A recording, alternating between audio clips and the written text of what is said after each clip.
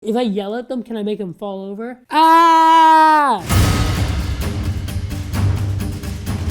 Hey guys, it's Evan, and today I'm back with another Lego set. If you guys didn't know, I'm a big fan of the show The Mandalorian. I love Baby Yoda. I seen by this t-shirt I have. We got it for another video, but I love Baby Yoda, and I love The Mandalorian. So, today I'm gonna be opening up the AT-ST RAIDER. This is set 75254. It has 540 pieces, and it's recommended for ages 8 and up.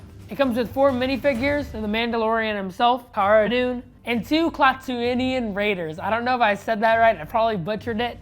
Klatooinian. I don't know. Why does Star Wars have to make them so hard? Baby Yoda sadly isn't in this set, but it's in an upcoming set, and we'll make a video on that as well, because you know I need that Baby Yoda. I want him in my collection. I need everything Baby Yoda. Okay, here's a look at the back of the box.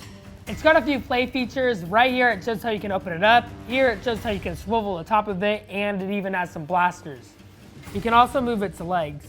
This is similar to the AT-RT, which I built a long time ago. I'm pretty sure they had some other AT-ST sets in the past, but this one's different. So let's open this up and see what's inside. So here's the instruction booklet. We got some stickers. Bag 3, bag 1, bag 2. Only one more bag. Okay, bag 4. We just built the big old Millennium Falcon, so this is a bit underwhelming.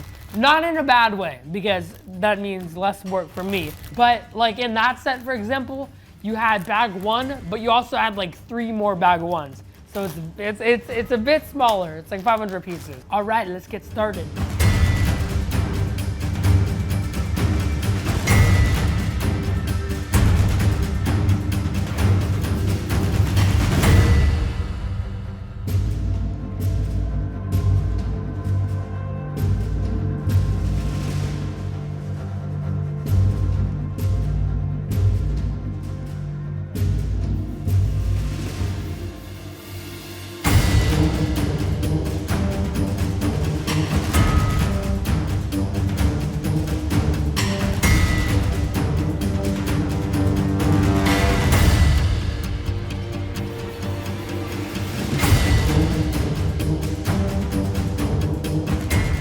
Okay guys, here's a completed AT-ST RAIDER. Let's take a look at the minifigures. So first up we have Mando. I'm pretty sure this is the only set you can get him in at the moment, but I think he's included with some of the future sets that are coming this year. He's got some nice printing on his upper torso and his legs, as well as on his back. He has a flexible cape, but it's not one of the fabric ones, so it can get kind of bent up.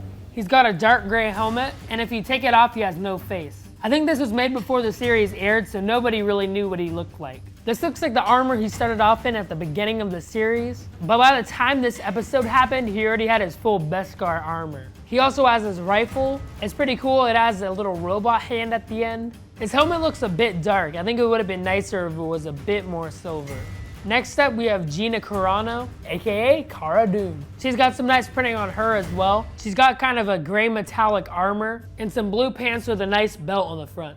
It looks like she's got some little gadgets printed on the front of her legs. She's got 2 faces, a happy face and an angry face. There's some cheek markings as well as a birthmark under her left eye. Next, we have the first Klatooinian Raider. This guy has a bald head and a little metal collar around his neck. He's got a brown top on with belt printing, and he's got a necklace that sort of looks like teeth.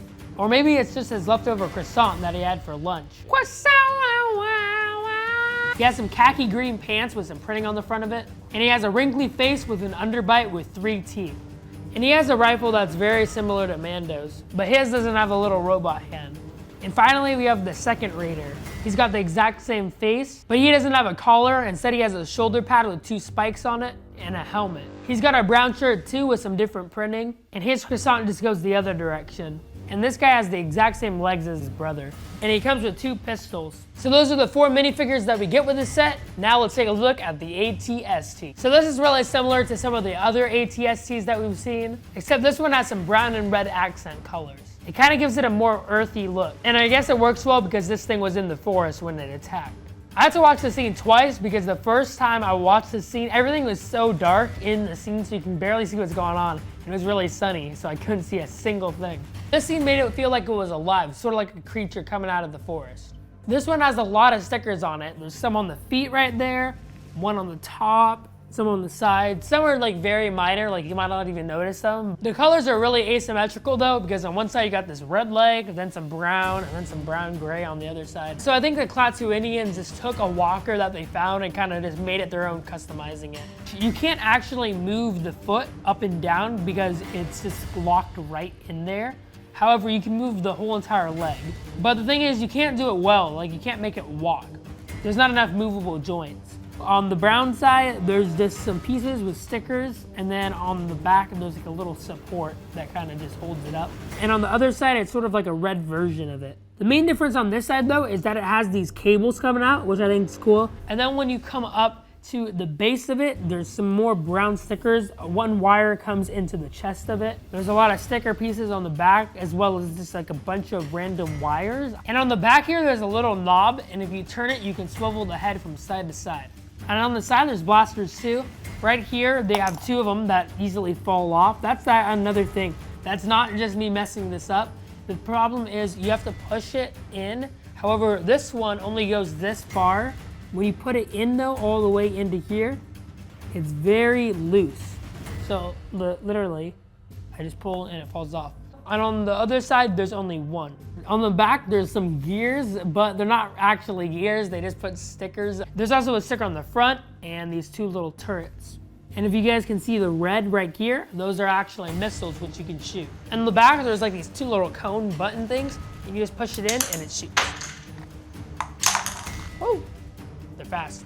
They do give you an extra one in case you lose it. You can just put it right in here, and then it just snaps into place. On the top, there's these 2 panels. You can actually open this thing up and see what is inside. It's also kind of hard to get the minifigure in there through the hatch, so they just made it so you can lift the whole entire top off. And a control panel that's in the front. For some reason, there's these green studs. I don't know why they're green. I feel like it kind of just messes with the colors of the whole thing. And there's also a place to put your minifigures in here too, so their feet just go right into here and they won't fall out. Usually in this thing, there's room for a co-pilot and the pilot, but you can only put the pilot in here. This thing's pretty cool, but there are some things I don't really like about it. One of them being, you know, the green on the inside that I just talked about. But also all of these blue Technic pins, which are really noticeable. They could have made them gray, because I know they make those, or even black. That's really common as well. That would have matched the color scheme a bit more. The blue kind of just throws it all off. Even red might have looked good. And I think the thing that takes the cake is the fact that this thing is a walker, but it can't walk. It's literally just snapped into place. I was gonna do like a cool stop motion with it, but when you can't move the legs, you can't move it. So if I were to do it, it just kind of like slide across the table. No. So in the episode, there is a bunch of glowing lights, which kind of made it, you know, very spooky. So I have this leftover LED light. In the episode, it was red, but I guess we're gonna have a rainbow one. So let's just put it in here. All right, so we got it in. You can kind of see it glowing through. So here it is with the lights off. Kind of looks like a party in there.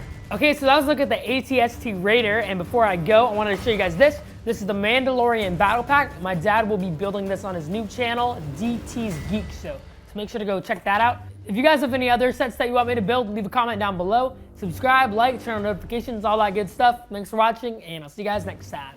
Bye.